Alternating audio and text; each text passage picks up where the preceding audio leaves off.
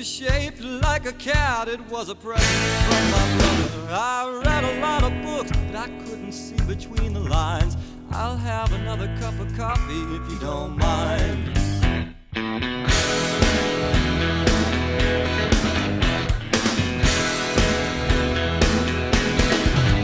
Well, her hair. And we're live. This is the sorry state of affairs with our show. I want the people that are watching, our 12 faithful listeners and watchers, to know that Mikey proudly announced, look at that, we're on time today. At least, I know. Were you talking about me thinking we're we're on time by our standards, I suppose, but not by officially being on time or anything like that. We're on time-ish. We're on time-ish. Ish, right. You know? Ish. Well, America is ish right now, so. You know, I just realized. We're democracy-ish. Chris Finney's obviously Irish, right? And the first time you met him, he was, he was green, right? So it so we're jumping right into talking about No. I was just, but it just, while I thought about it. No. I love Chris Finney. But he's Irish, Finney, right? I guess. I assume. We'll have to ask him once he joins us. Yeah. We didn't even say we have a guest joining us. He's an old friend of both of ours. He is a multiple Grammy Award winner. He's an engineer, producer. He is a professor of music. He's a guru of life. He's one of the nicest guys I ever knew. And he's our pal, Chris. He's also came to work for Cowboy Mouth when he was 18, not even 19 yet. And Cowboy Mouth was rolling, man. We were, we didn't stop working. We were always playing. And I remember we were, I think, in Denver. And we always, Chris and me and my second ex-wife always shared a room for showers. Everybody slept in the bus, but we would share a room for showers. And he was standing there looking out the window. He's all of 19 years old, and his little lips started trembling. I said, "What's up, buddy?" In all seriousness, man, with a tear in his eye, he said, "Sometimes a boy just misses his mama." No. And it was the cutest thing, and we laughed. But I got to tell you now, I'm 61, and my mom died in 2005, and sometimes a boy just misses his mama. So welcome to the show, Chris. Welcome to the show. Sorry I jumped in there quick. We told him it was going to be about 10 minutes, but then I immediately started thinking about Chris, Irish boy. I love Chris because he was the guy who made me look macho on the mountain at Keystone. Yeah, right. Because neither of us had ever seen a mountain in our lives. Or snow. That was my first time I saw snow. And so we dress up, and that's kind of fun. We both like dressing up, and we're like down on the ground, dressed up and looking awfully cool. So we felt very, very confident. And we took a 20-minute lesson on the bunny slope from our dear friend Adam Brazy. And then he went off to ski with real people on the blacks. And we got on the gondola thinking, well, Adam showed us what to do. We know what to do. And then we got to the top of Keystone, which is like, I think it's about 75,000 feet in the air. I don't know how high it is, but it's way up there. And we saw snow and mountains is all you really see. And Griff and the girl, they ski down like, hey, look at us, we're skiers. And I come off with my knees locked, and I managed to slide from the gondola about 20 yards. And I'm just standing there frozen. I'm not going down that fucking hill, and I'm not moving. I'm here. My shit is planted like a tree. I'm the new tree of Mount Keystone. And there's Chris. He got as far as like 4 steps off the gondola.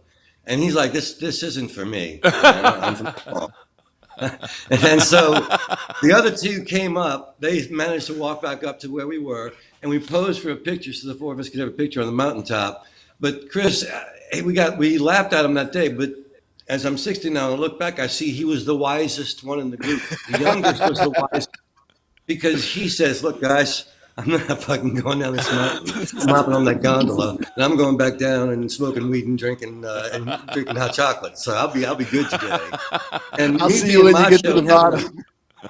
Having a female companion, and I'm trying to be macho, and Griff's already skiing. I'm like, no, I'm going to do it, And I'm fucking pissed off at Chris the whole way because I wish I'm on that gondola, man.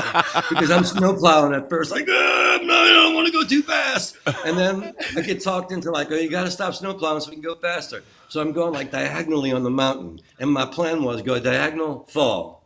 stand up, go diagonal, fall. And so finally, I just tell Griffin and the woman that was with us, go, just take off, leave me. And I'm gonna just, I'm knuckling it down the mountain on the green, with little kids flying by me. And then it gets to a crossing where real people are skiing by, and you got to make it through this like 30-foot of crossing so you can continue down the slow slope. And boy, am I thinking, wish I'd gone down that gondola with Chris. And so I try to make the crossing, and I'm just stiff, and I'm just trying to make the crossing, and somebody goes by real fast, and I flip out, and my skis go this way, and my hand goes that way, and my pole locks in the ground, so that as I'm sliding down the mountain, my shoulder just reaches above my head in searing agony.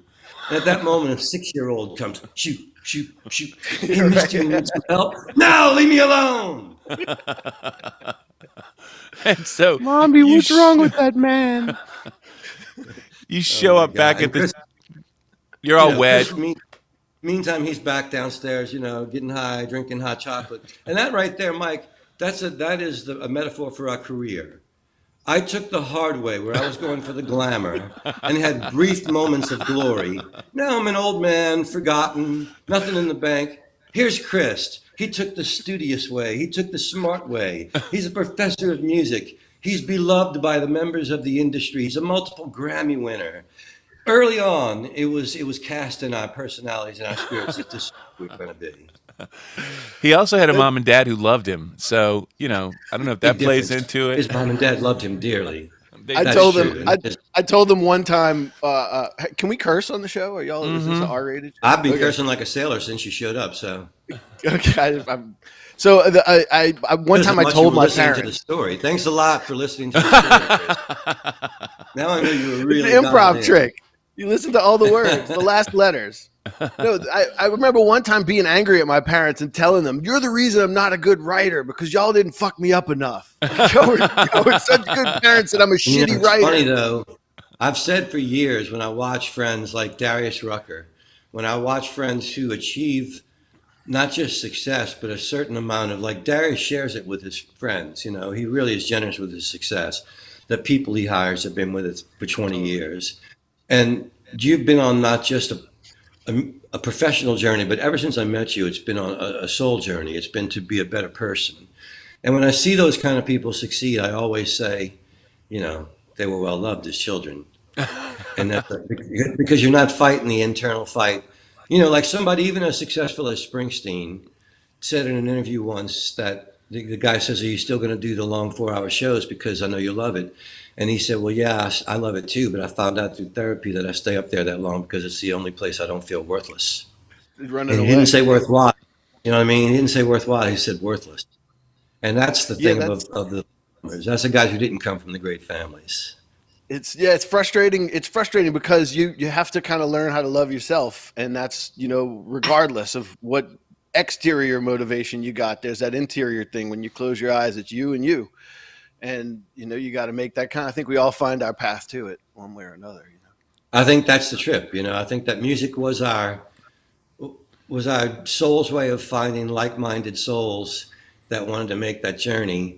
And not necessarily together, but just sort of tip the hat and go, good luck, and I'll see you somewhere down the trail. And when you do, everybody's got a smile, and everybody goes, oh, good, we're all doing good work.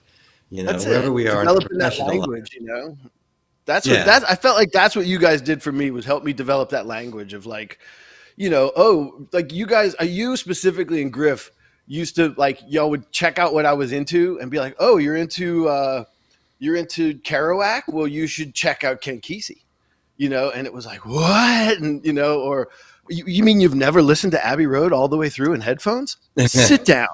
It was like, oh. Because my parents' record collection stopped at Sgt. Pepper. It was like, oh, these dopers, we're not going to listen to this doper stuff. So growing up, I had to my treatment of young people has become no less arbitrary as I've grown into old age.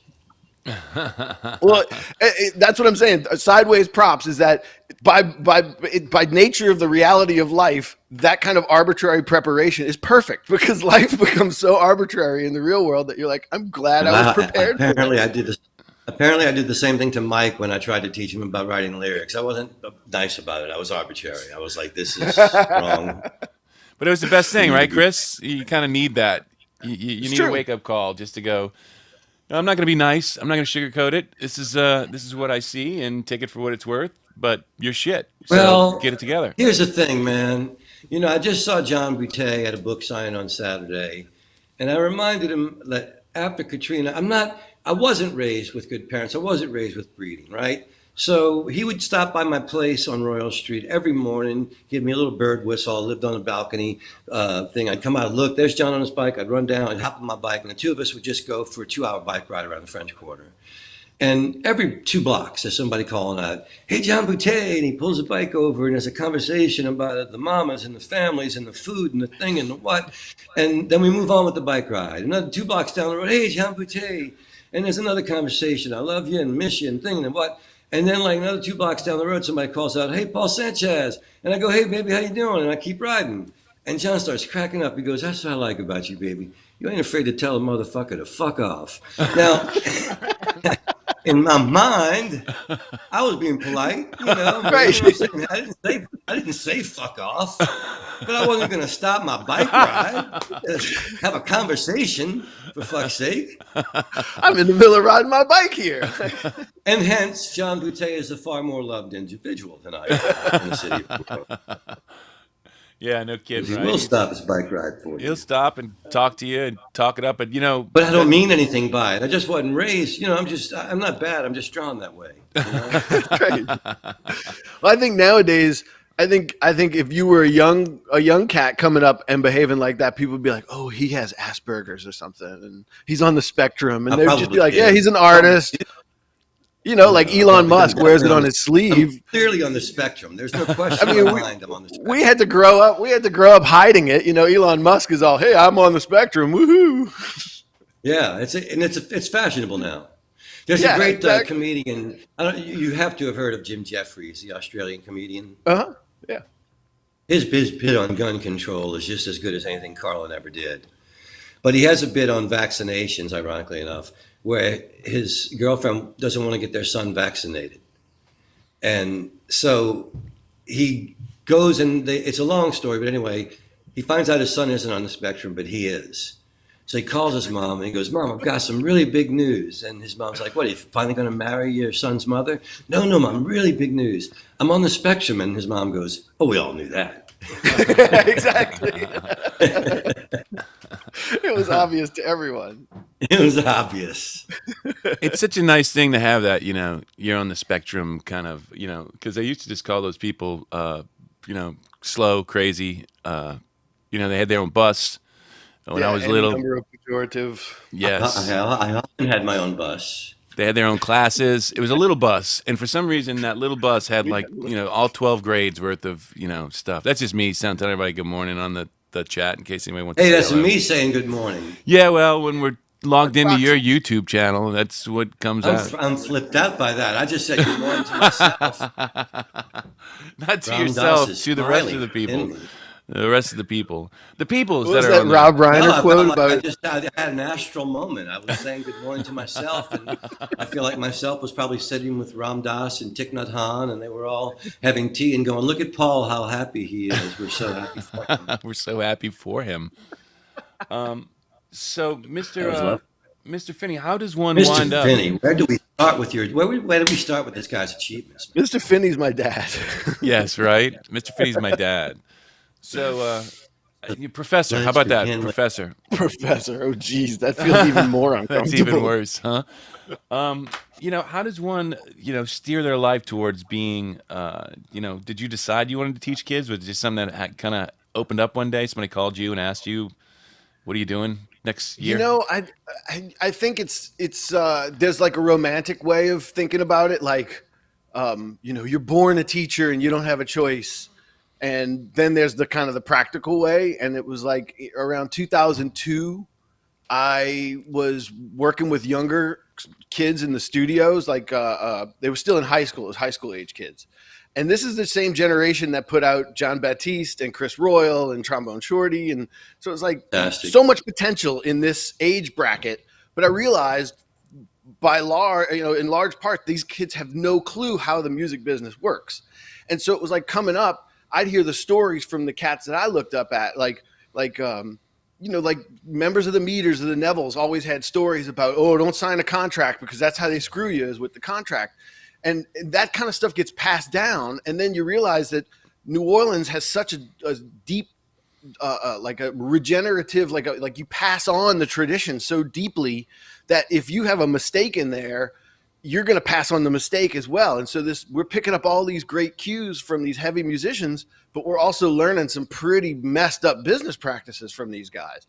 And I kind of realized, well, you look around and you realize, I guess I'm the person who's got to say something. I don't want to, but I guess I'm the guy who's got to say something. And so starting with those kids, there was nobody there for me.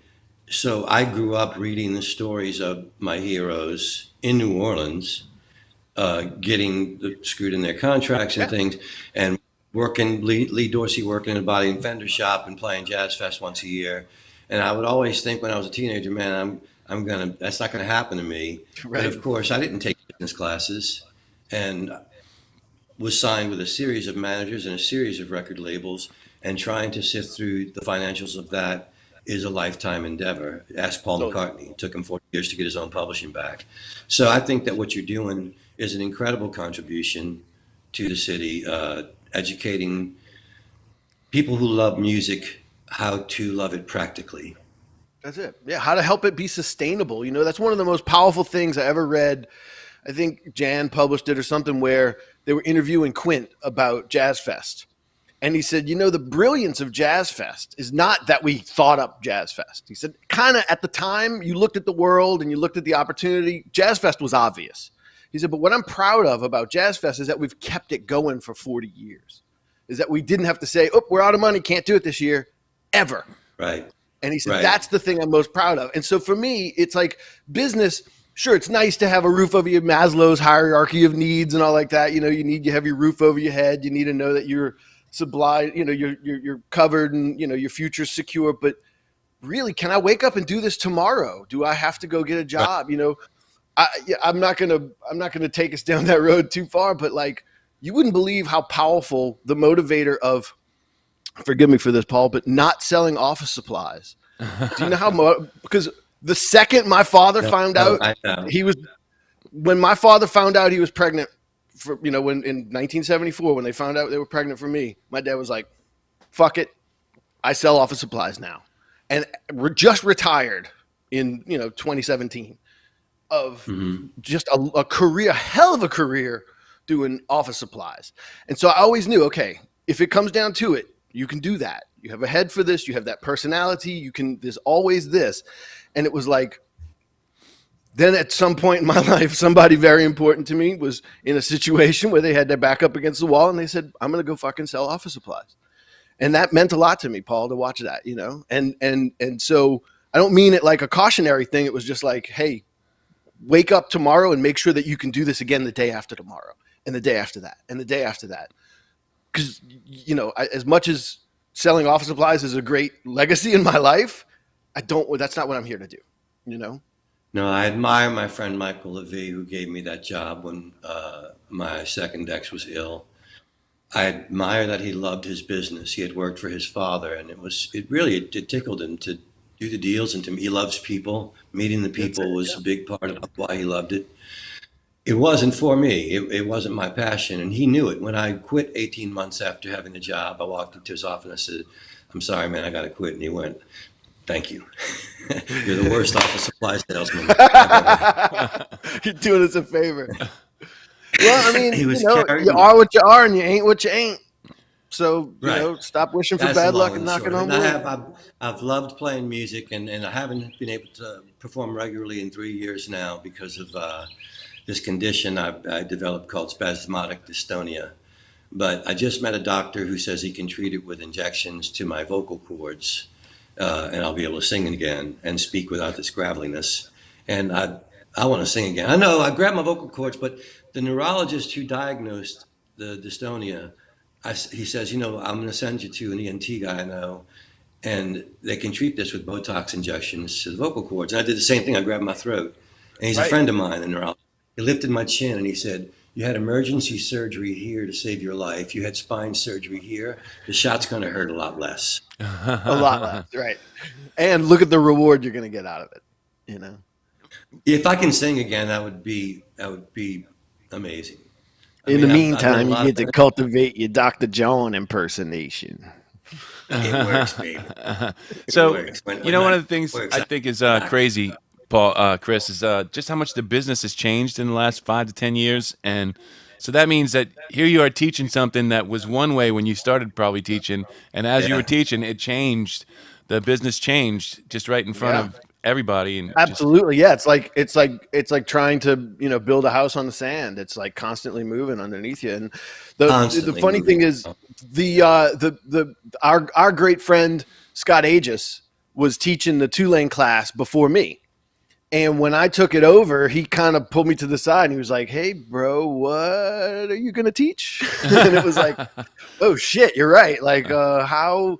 So it got me to thinking, and in that preparation time to start the Tulane class, I realized these are college kids. This isn't high school kids where they just take what you say at face value, or you're instilling something in them because they're passionate about it and it's going to be beneficial to them in the future. It was the college thing was like, oh shit, I kind of have to step up to the plate now, right? So the first thought I had was, okay, if you're going to teach somebody about alligators and chickens and how we got alligators and chickens, you kind of have to talk about how we used to have dinosaurs. And then the dinosaurs changed and some died out and some live on as alligators and chickens. And they're just in a weird kind of, evolution of where they used to be. And so I approached my Tulane class from exactly that standpoint. We started out with dinosaurs and now we have alligators and chickens. And I can kind of give you some clues how we got there from here. But anybody who's ever tried to find the dinosaur in the alligator or find the alligator in the dinosaur realizes, man, it's not there, but it's totally here. And Right. so Right. my attitude, especially with Tulane, has been I have to start with the fundamentals. So I'm going to talk about the way it used to be. And then I can talk about the changes that happen. And then I can use that as a basis for the dialogue of where we're at now and how that, how we're facing forward from the music business. And say these people that watch our show are music lovers. They want to help the artists. Most of these people are the kind of people, threadhead type people and stuff. They want to help the artists. What is the best way for them to actually digest music that is best for the artists these days? It's anyway, period is the easy answer is just keep enjoying your musicians that you love. So whatever method, but there's some better than others for the musician. And the old school ways are absolutely the best. Buying, if your artist is putting out vinyl, buy that vinyl from them. Even if you don't have a record player, just buying it and using it as art or a decoration in your house is putting more money per transaction into the artist's pocket than putting them on loop on Spotify or something like that. And With that said, since Chris mentioned, I did just re-release Jet Black and Jealous on vinyl, just on vinyl. in passing. Yes, Louisiana Music Little- Factory. little Don't plug. forget. Since you mentioned it, Chris.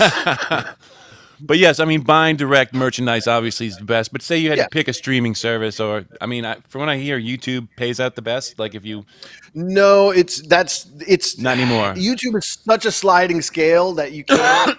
So YouTube pays great if you've got content where if Paul's record company is paying you to talk about his new release on vinyl, yeah, YouTube is really lucrative.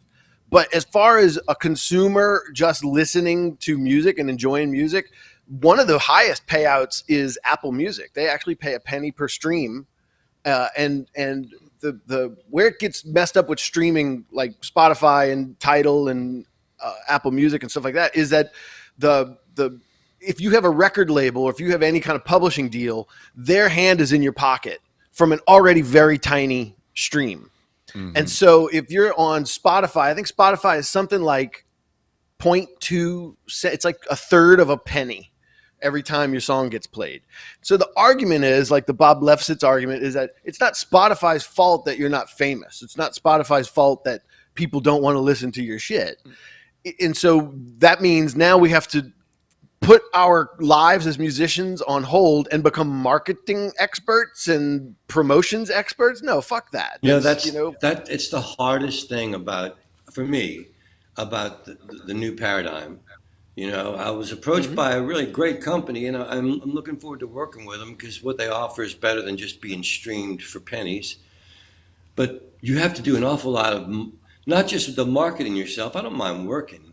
You got to Sure. think of a lot of stuff that you would normally hire a manager to think of, like somebody that wants to make money off of you, that goes ahead and thinks of as money making ideas as Right. they can, and then you just go think of as many musical ideas as you can, That's it. and you do as many of the money making ideas as you can stomach, and somewhere in the middle you make a good living.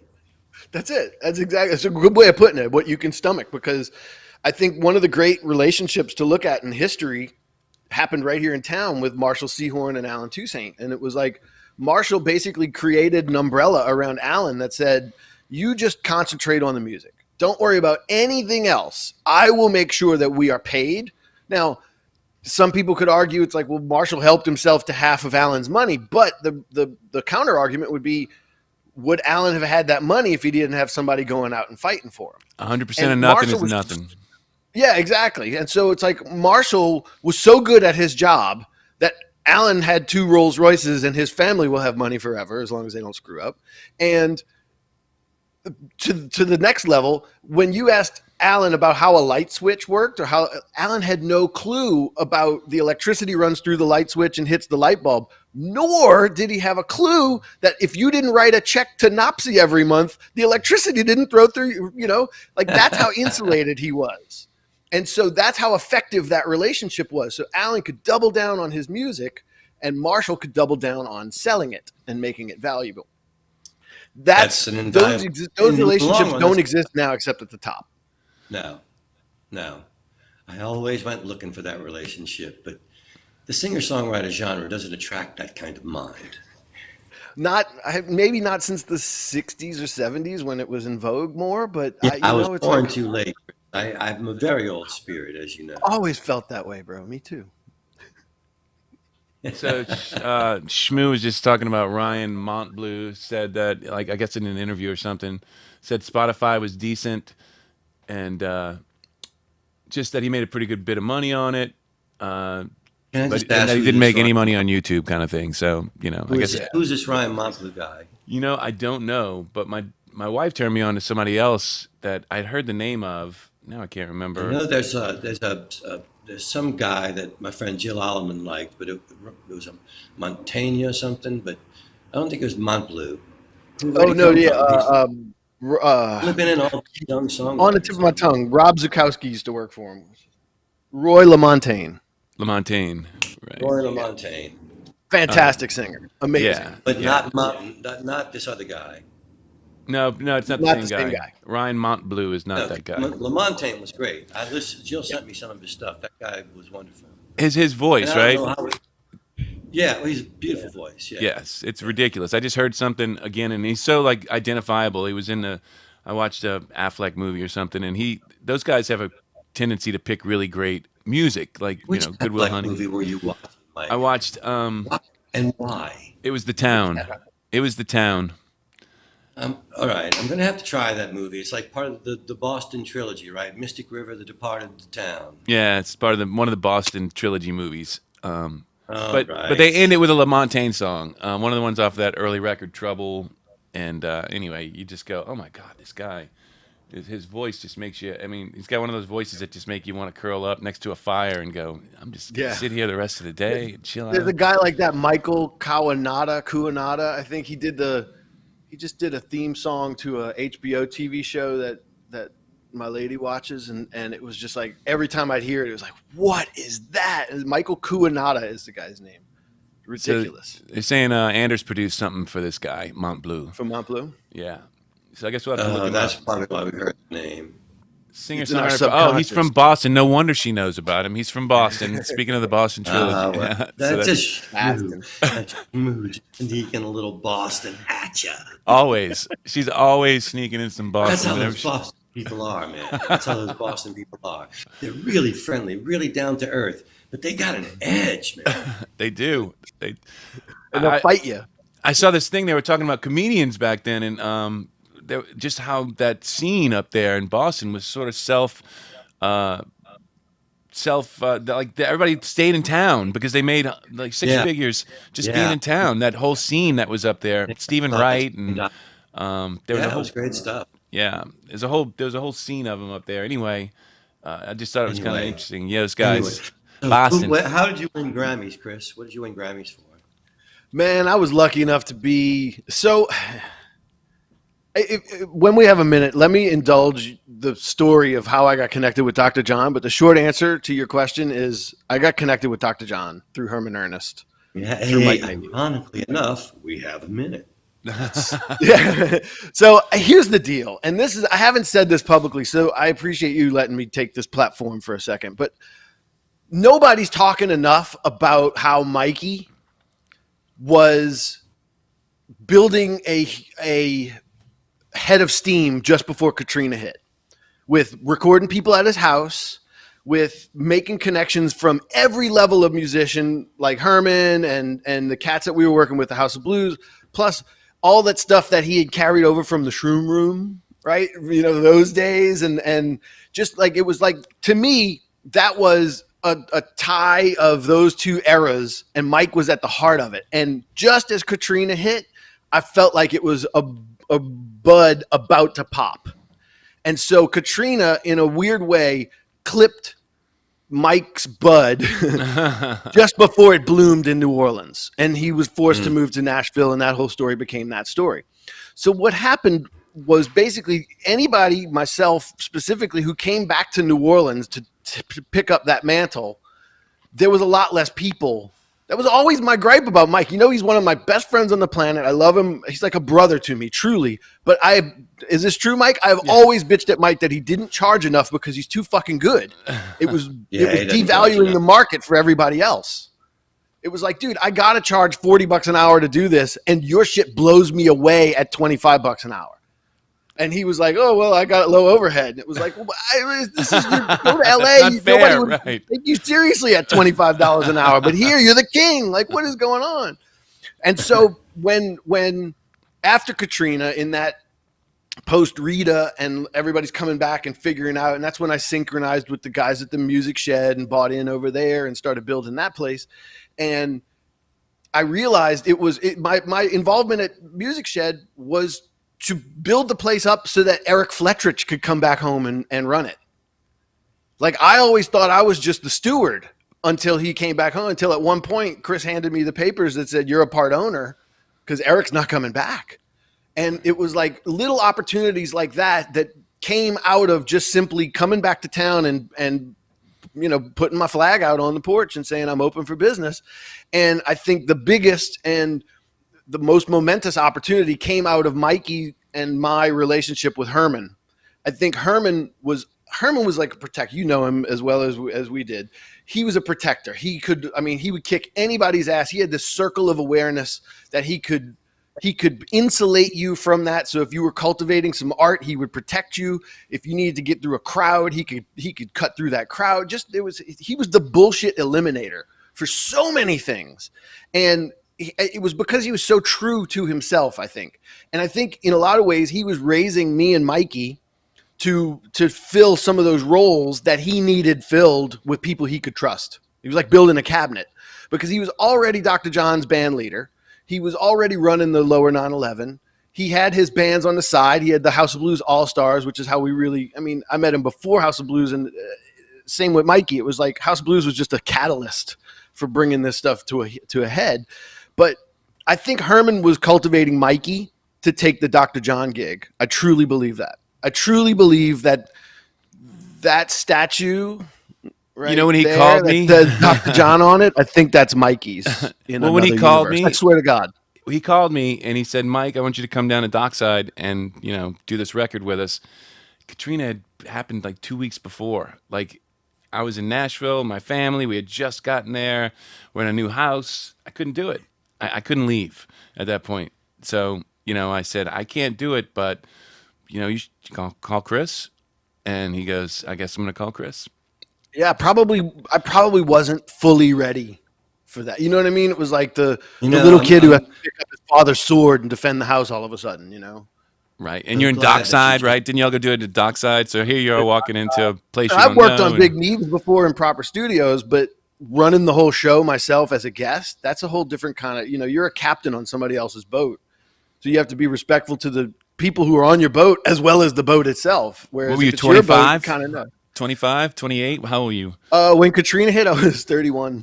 31. All right. So you're a little older than I Crazy. thought, but still, it's still You early know, going. like you said earlier, Herman was a great protector, and I'm really pleased you spoke so well and so eloquently of him.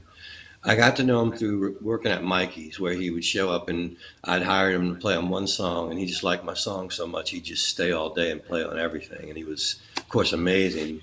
And Great so hang.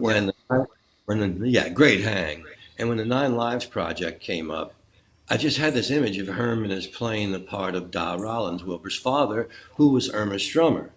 So unbeknownst to me, Herman, while I was writing and recording, Herman had gotten very sick with cancer. And one thing we didn't mention among all of his wonderful attributes, he was an incredibly handsome man physically. He was well built and had this great smile, and he was just an incredibly handsome man. And he got out of his truck to come see me about the arrangements at Matt Perine's house, his old house. And his face was swollen from the treatments, and he had a little cloth up there to keep from drool.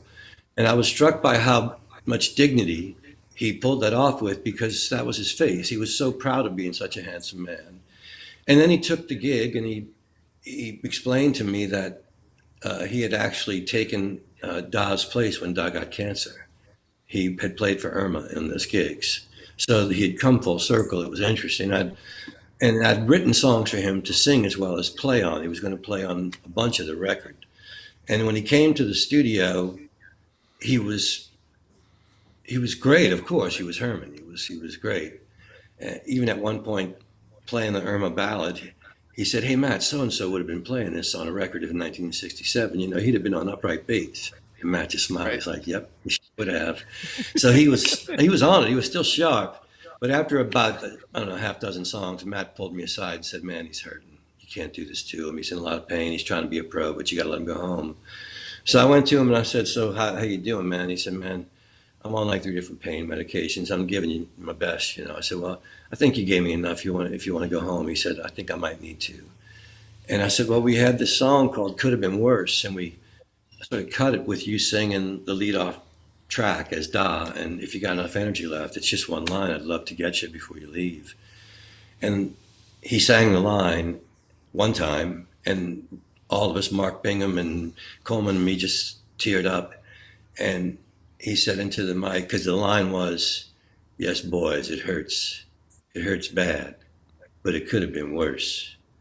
And then he looked at us through the glass and he went, "Was that good enough?" And we went, "Yeah, you got it, Herman." And even in this state, he made one last joke. He went, "That's cool. If you ever got another line about pain, y'all let me know. I got that shit nailed." Uh-huh. It's true, It's man. true. That was one of the last things he told me about Dr. John was just keep him laughing. And that was what he did for everybody, man. He kept everybody laughing. He could take any moment, no matter how grave, and make you see the wry smile behind it. Wow. So.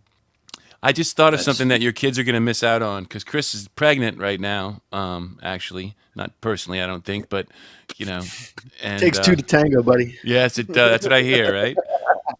My kids got to have Herman in their lives, and he would walk into the room, and he would always do this thing with his hands in his pockets, where all of a sudden he'd put his hand in his pocket and start making a barking noise like there's a dog in his pocket, and freak the kids out. And he'd just reach in and, "Oh my God," and he'd pull it back out again. And then he'd go to shake their hands or whatever, and he'd start doing just freak. The kids loved him. My God, everybody loved Herman. Even Allie, you know how she was. She'd go sit in Herman's lap. You know how she was. She was sitting in nobody's lap Yeah, except mine. But she'd go sit in Herman's lap. She liked Herman. So, Chris, when are you due? End of July, beginning August. So Oh, no, it's not like it's going to be the hottest time of the year. Right. no, we timed it perfectly. We're about to start floating her. How's she doing with her comfort levels? and stuff? Congratulations, Yes, first of all. congratulations. Yes. Thanks. Yeah, and we know it's going to be a boy too. So, which is kind of a stymieing thing because we had a girl's name perfectly picked out. We both have grandmothers that we want to honor, and the name was perfect, and then we were settled. That's it. Here's the name, and then they were Well, like, as "Oh, that's Luca a boy." Brasi said to the Godfather, may your first child be a masculine child. That's right.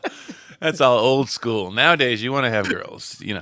These days it's like have a girl. Men are too much trouble. Boys are too much trouble. I mean, it sounds Boys are cliche, pain, but we want healthy. That's it. Yes, we want no, healthy and right. happy. That's it. I mean, we're gonna love whatever we You know, got. That's for damn sure. I had whole bands in periods of my life that were all women. And I remember coming off the stage at French Quarter Fest, and I had Mary LeSang on bass, and Linda Boley on drums, and Sonia Tetlow on guitar, and Jamie Lynn Vessels on guitar. And we're walking off stage, and there's a band walking on after us, and it's all dudes and one chick. And she stopped me. She goes, "Why do you have so many girls in your band?" I said, "Well, girls really dig playing. Men just want to win sometimes." And she looked at the guys in her band. She went, "Men just want to fucking win." Great thing to tell a band before they walk on stage. It's once again, Chris, I'm just honest. It's not That's right. tactful That's all you always, can be. and it's not timed, but I am honest in my music and in my life. Well, I just have to wonder, were they like sitting behind her going, she probably has to poop. She's Oh, don't let you get started on that commercial. I don't know you missed, Chris. We did a couple of episodes on this commercial where we're not going to name the drug, but the chick singer has Crohn's disease.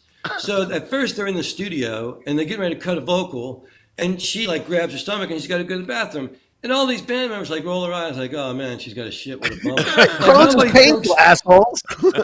First of all, a little sympathy for the lead singer. Right. And secondly, hey, we got time to maybe smoke a joint or have a coffee or whatever the fuck, instead of thinking, "Oh, let's actually get a shit." So then they show them at a gig, and there's 1,000 people in front of them, and she's got to go shit, and they're all like, "Oh, what do we do, man? We're gonna stand up and feel like there's 1,000 fucking people in front of you. If you don't know what to do, this chick's got worse problems than Crohn's disease. She needs to fire your ass." He's stuck in a band with a bunch of assholes.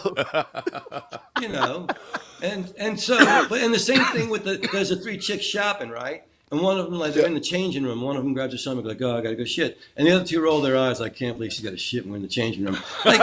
You gotta pick better friends, man. First of all, right now, if your friends can't tolerate that you have an illness, well, change, do something, occupy your fucking self. You have to get pissed off about it. And then she takes the little pill, and she's okay, and they all smile at her like, "Oh, you took the pill, great. Let's go eat." They get pizza. I'm like, "Girl, you don't need the pill. You need a new diet." Exactly. That's where you can't fucking have up. Pizza.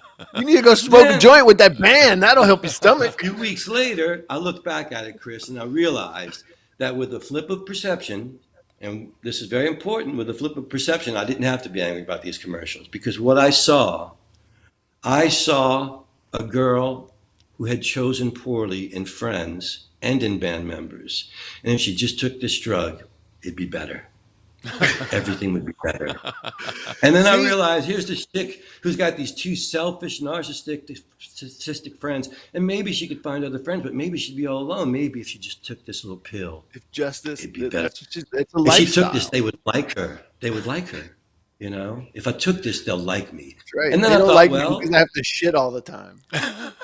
Well, I was thinking I've taken a lot of drugs because I thought people would like me in my life, so maybe Exactly. It's one of the reasons you take drugs. Absolutely. Yeah. No, I'm with you, man. You should hear the dialogue that happens in our house when that commercial comes on. It's pretty funny and disrespectful. It's and it keeps going. It's a big commercial. And there's the one about the old people who need to take medicine because they got fragile bones, but it shows the guy chasing a kid down a hill on a bicycle. Right. I'm like, this isn't about the old woman's bones. This is about the shitty father who lets a kid go down a hill into an intersection. When he knows he's too infirm to catch him. I mean, who lets their kid go on a hill at an intersection for any reason? The kid's still got fucking training wheels, for fuck's sake. This guy's got big problems. He's about to be charged with infanticide. Worse problems than this woman tripping over his kid. That's right. His bones turn into dust. If you'd have just watched Pet Sematary, take that pill, she wouldn't mind. Maybe that's all it is. That guy kill his kid, and she wouldn't mind. She'd be happy. At least my bones aren't turned into dust. That's what she would think. Whatever it is that pill does, man. Now, it might give you diarrhea, it might make blood come out of your eyes, it might make you stay up at night, might make you give you suicidal thoughts, but your bones will be sturdy as fuck when you're It's, jumping off the you bridge, have bleeding one from thing the you ass. don't have to worry about. It's true. Well, you just got to the heart of marketing and advertising. That's exactly, you're trying to trigger an emotional response in somebody that makes them assign that emotional response to your product. And that's what we do naturally with music. And that's why in the studio, what we're trying to do is capture an electrical stimulus to an emotional response. And that's what you're trying to do on stage, is you're trying to invoke an emotional response in people. So that's why that relationship between advertising and music is so subtle. It's really, really powerful relationship. And I think if more musicians understood that they already have this supernatural talent for doing that, marketing wouldn't be such a daunting thing. But my point still stands. We're here to be musicians, not marketeers. Right. It's like, Well, it's, getting back to your Dr. John record, is there a particular Dr. Johnish moment that stands out? good Lord. I mean, I'll say this. I straight up, I all joking aside, I say this as seriously and as honestly as possible. I saw him manipulate the fabric of the universe more than once. Without question. Without question. Some shit that my entire science brain, wannabe physics major, science, Bill Nye, all the dudes in my head fighting it out, fucking Carl Sagan going at it with all them dudes, laid to waste by Dr. John. It was like, you don't know shit about shit. That's what I felt hanging around with Dr. John. But let me think. A couple of moments with that dude. He would do shit like he was always great at like twisting words together, and his words were like his language center in his brain, the Broca center or whatever. It must have been just totally psychedelic. Like it was like he could do things with words in front of your face that you couldn't comprehend. It would take a minute to digest. Right. What the fuck did he just say? And you realize he just portmanteaued the two perfect words, but somewhat obscure. It was like watching a writer, who's just on another level. And his ability to play piano was, I mean, obviously living legend on his piano playing alone, but like, I think people sleep on just how good he was on piano. He could have been like he hung with Art Blakey and those dudes. Like he could have been on that level. He could have been a Thelonious Monk. I saw a great documentary once. It was on Professor Longhair, and they were interviewing Mac, who was at the piano. And he said, you see, the professor had like that Jamaican thing going on the left hand, and he starts playing it. And then on the right hand, he had that sort of rhythm and blues feeling, you see what I'm saying? And there's a space where there ain't no music, right, between those two. And in that space, that's where the funk is. Nice. Nice. He would do that. Like, I'll give you a good example of a story from him. He, the first session he ever did on Pro Tools, I was the engineer, and we were recording something for Trombone Shorty. I think Troy was like, this was 2002, and Troy was probably 15 or so, something like that. And Mac was playing, was doing some overdubs, and he had a figure that he was going to play over and over. And then there was a part where he was going to improvise, and he's sitting there patiently waiting for me to finish an overdub with somebody else. And he sees me do copy and paste in Pro Tools, and he sits back. Oh, all right. I see what you can do with the computer machine. It's like, so we go back about our work, and he does his part, and then he stops and he goes, do I have to play that again, or can you fix it with the technology? And I realized he's already assimilated how Pro Tools works in his head, and he's already making it part of his workflow. And it's technology. So from then on, Pro Tools was called technology. Technology. And that's what you're talking about with the words. He was just magic with words, man. Right in front of your face. It was Really just like, was. what? Like I told a story a couple of shows ago, it might have been last year, whatever, but I gave him a ride back to his hotel from a movie set where I was a PA. And I had this 1979 LTD. It was 1989 when I gave him the ride. He didn't care. He was all tired. And he gets in. He's kind of big then. He has his hands on his belly. And WWOZ was playing. There was an Aaron Neville song called Ariane. And he said, oh, turn that shit up. I ain't heard this in years. And as the song was fading, He goes, Aaron Neville and Johnny Adams. After that, the list gets mighty fucking short. And then the last notes faded out, and he went, Aaron Neville, he fries my ass. That's great. He fries my ass. That's If Mac. he get pissed at you, it'd be chew my drawers, motherfucker. So, frying the ass, chewing the draws, That's great, man. Yeah, Great. isn't there some? Wasn't he like he was a gangster before he was a musician, right? I mean, like straight up, like not joking, like Ugly. ugly criminal Well, you gangster. know what? I wanted to Ugly. say something too, because you work with the Trombone Shorty Foundation. Yeah. I just Yeah, help got start it. asked. I just got asked to be a judge in a songwriting contest, Oh, yeah. and it was for high school age kids. And I have to say, I was just blown away at the level of talent that was submitted, and at the courage for these high school kids, for the most part, really bearing their souls lyrically, taking some Yeah. real chances musically. It was really thrilling as an old songwriter to watch some really young, passionate, talented songwriters. I was so pleased to be asked. Everybody got high marks along with comments to how I could think they could be better songs. I think that's the best. You gotta always show them the good, the bad, and the ugly. And I think there's one of the things that I talk about with the students of mine who are songwriters is something that you taught me, which is that if you sit down and try to write something universal, it makes sense to no one. But if you write Right. something that's really personal and you think this isn't going to make sense to anybody but me, this is really just me working out my own shit, that's the one that everybody comes to you and goes, man, you wrote that song with me in mind. So I try to encourage them to do that. And then the other piece that we do is, because with the Trombone Shorty Foundation specifically, we're working within the brass band tradition. So that's the resource that we're pulling from to start. And so we can notice little things that you can take out of life and put into a song. And we show them how, like, the Rebirth, working with Rebirth taught me this, is that they'll see a moment, they'll see something, and they'll integrate it into the it's a very Zen kind of thing, just being in the moment and having your songwriting skill on tap enough that you can weave the moment into the lyric, and Yeah. as an example, we took the kids, the Trombone Shorty students, to New York one time. And just as an aside, my first trip to New York was with you, Paul. So the first time I saw New York was through your eyes. People watching in Central Park has messed. I married a New York woman because of your influence with people watching in Central Park, man.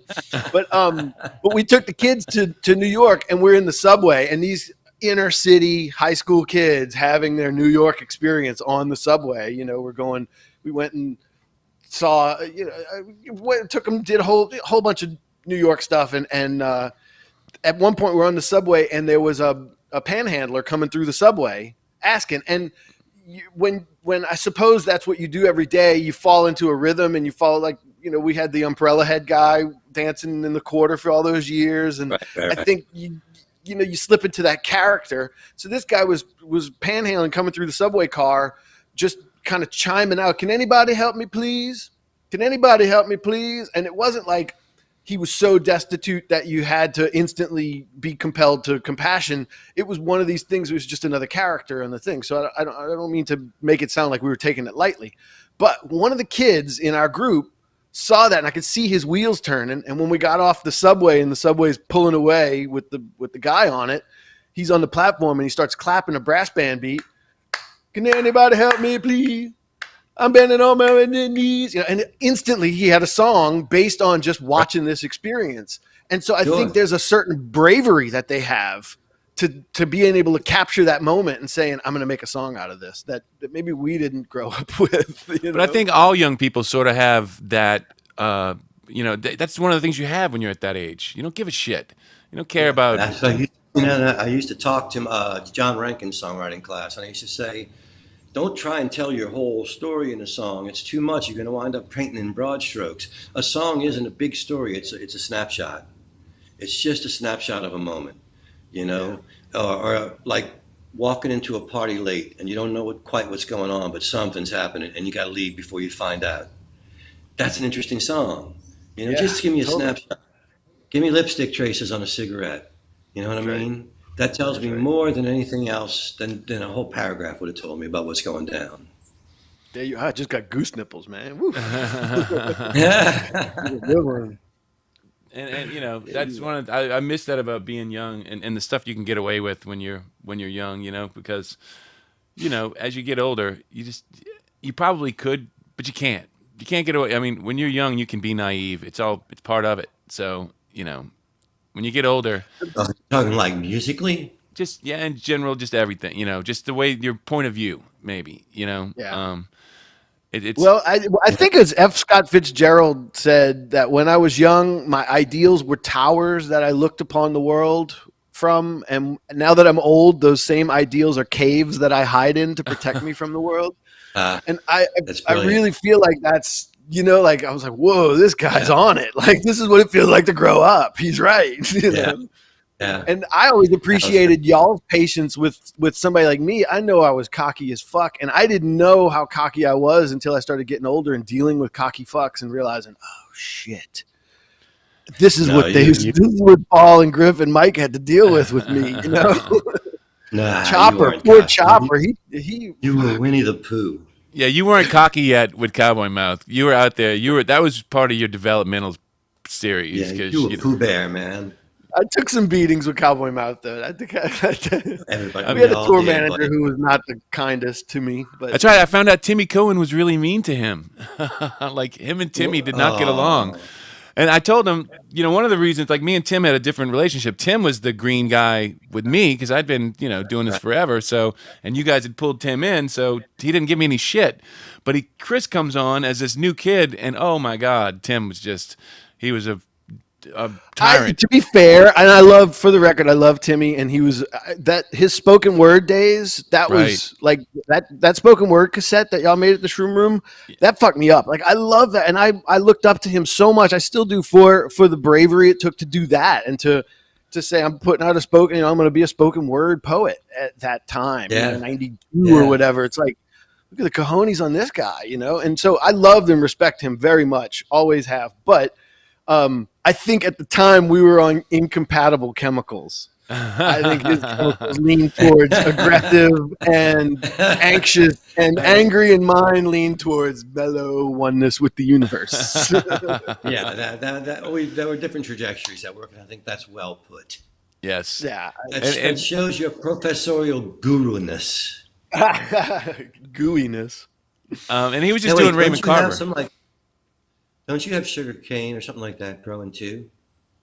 Oh yeah, I did that for a little while. Yeah, I did. So I got out of that business in 2016 with the classic ending of a lot of entrepreneurial efforts where you realize you're doing 2 full-time jobs for part-time pay. And that's unless you can hit on the Google or the Tesla of your entrepreneurial effort. There's a big fail rate to being an entrepreneur, but that was my response to the oil spill in 2010. My brother had just finished his master's degree, and he basically his thesis updated the body of knowledge for the black mangrove tree, which is a coastal restoration plant.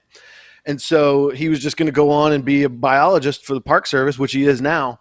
But when his thesis was finished, as he was presenting it, the oil spill happened. And as any good big brother, I became enraged at the universe and thought, I'm going to get my pound of flesh back out of these assholes. And so I started a company based on his master's thesis about how to grow these trees. And we did pretty well for 5 or 6 years, but basically in the 6th year, in 2016, they announced that the oil spill settlement money was coming through. And so overnight we got hit with speculators, and I went from being the biggest provider in the state to the smallest overnight. So it was like, this is cool. It was a fun adventure. I got, one of my mentors told me that when I started it, he said, you can tell when a man is truly frustrated with humanity when he turns to agriculture. Right. So it was as simple as that, right? You were planning all these things to help with the swampland and everything like that. And then after the money comes in, the big guys come in and go, you know what? Because they're doing that with houses right now, right? They started it after 2008. And with music and that's kind of the nature of capitalism. The big fish eats the little fish. And if you can position yourself. my favorite Radiator song. That's right.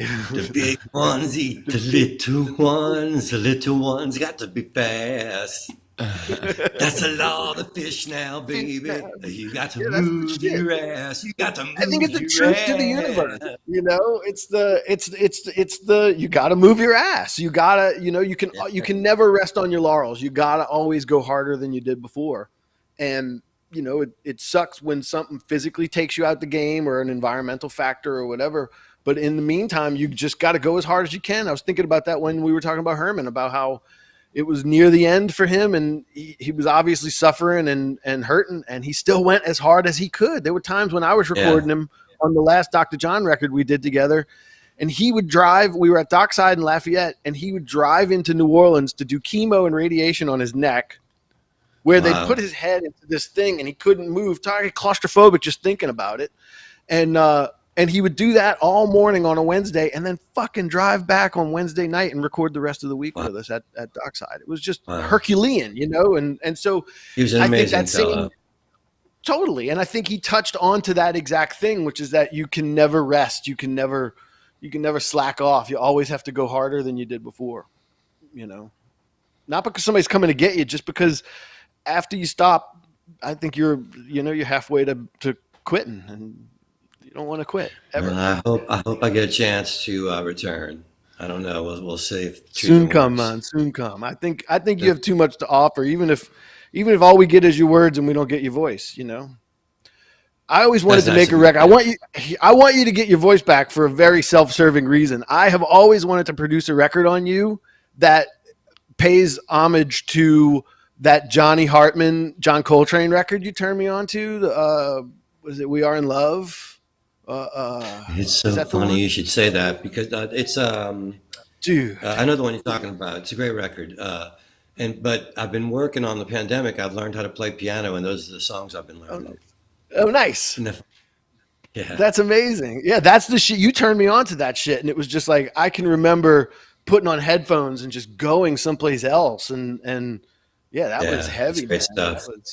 That's an interesting idea. You should probably have Chris, because he has been working on piano, and the voicings of his songs on piano are so interesting. Like, you could even he wouldn't even necessarily have to write a bunch of new stuff. There's probably a handful of tunes that would be so different on piano. Tweak it. I already have a bunch of songs of mine that I wrote them to be like jazz standard sounding ballads, but the chords were just pretty pop. And now that I've learned all these cool chords from the iReal book, I've taken them and rewritten the chord progressions for like I Dreamt I Slept and An Empty Chair, and all the ones that were supposed to be Sinatra songs now have the right chords to them. That's perfect. Yeah, so I want to see you get back to your crooner voice. That was always, like I have this I'm waiting, like literally waiting. I'm waiting a week for my doctor to call and schedule the appointment, and I hope that he calls. And he's not even in my insurance plan, so it's going to cost me like stupid money to do.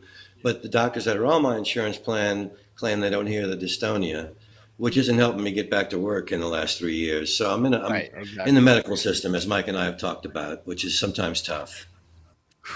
Yeah, you don't have to be. Although you're doing the baby thing, they still don't pay for baby things, right? Like, even back in the day, it was like, all right, it's going to be $8,000, whatever, to have a kid. I don't know what it is now, but you see all these text messages piling up on my phone. That's because I'm sitting here jaw jerking with you guys, and meanwhile the babe is going, "Hey, we have to kind of talk about this insurance thing one more time." And on that note, let's wrap it up and say thanks a lot for your time, buddy. Yes, I appreciate you guys inviting me. I hope I was useful. So good to see you, man. So good to see you. Likewise. Looks like everybody enjoyed so much. it. It's crazy. Yes, but we wanted to share. If nothing else, how can these people support their favorite musicians in a way that might make their musician friends some money and make them continue to do it? Because at some point you might have to go sell office supplies if you can't sell and make a little bit of money off your music.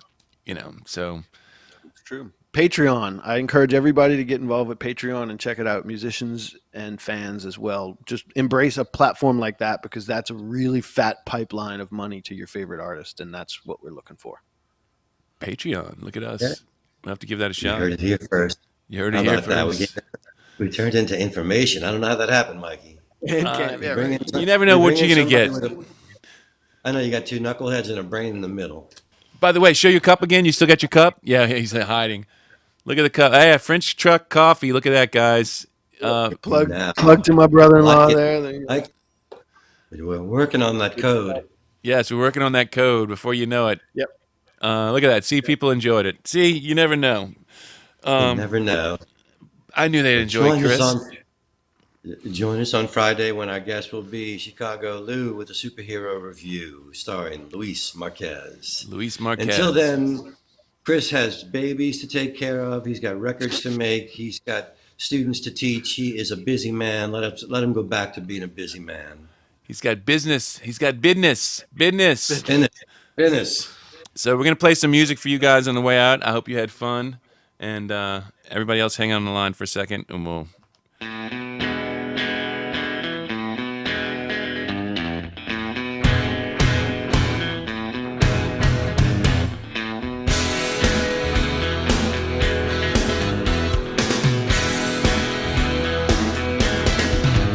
Well, I used to keep my money in a cookie jar. It was shaped like a cat, it was a present from my brother. I read a lot of books, but I couldn't see between the lines. I'll have another cup of coffee if you don't mind.